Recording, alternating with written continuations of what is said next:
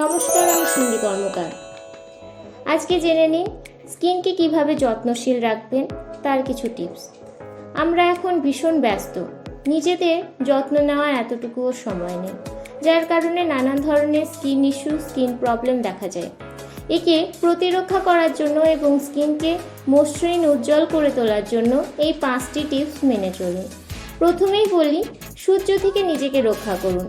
সূর্যের কারণে আমাদের এজ প্রবলেম এবং রিঙ্কেলস দেখতে পাওয়া যায় এবং নানান ধরনের স্কিন ইস্যুও হয়ে থাকে। তাই যখন আপনি সূর্যের কিরণের কাছে যাবেন, অবশ্যই সানস্ক্রিন ইউজ করুন দিনে 2 বার। কমপক্ষে SPF 15 ব্রড স্পেকট্রাম ব্যবহার করুন।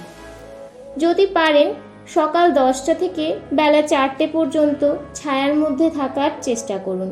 আর যদি সেটা একদমই সম্ভব না হয়, তাহলে ফুল হাত ড্রেস, বড় প্যান্ট এবং বড় ক্যাপ মাথায় পরা শুরু করুন। 2 নম্বর হলো ধূমপান করা বন্ধ করুন।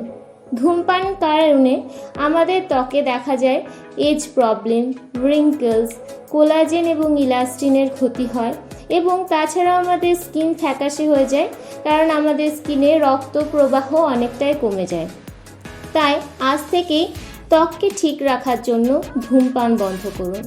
3 নম্বর হলো ত্বকের প্রতি জেন্টল হন, অর্থাৎ যত্নশীল হয়ে উঠুন।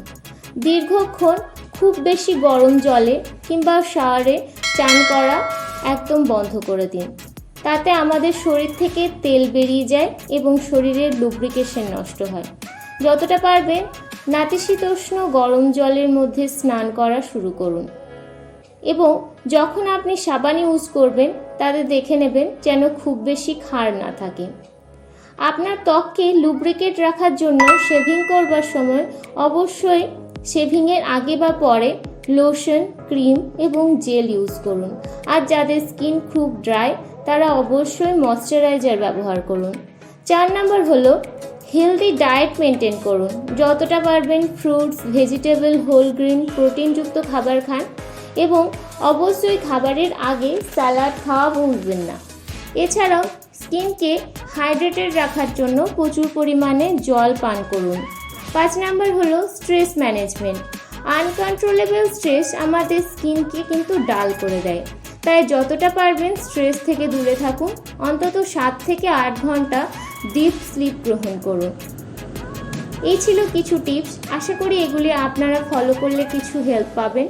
আমাকে নিচে অবশ্যই কমেন্টে জানাতে ভুলবেন না কেমন রেজাল্ট পেয়েছেন। ধন্যবাদ।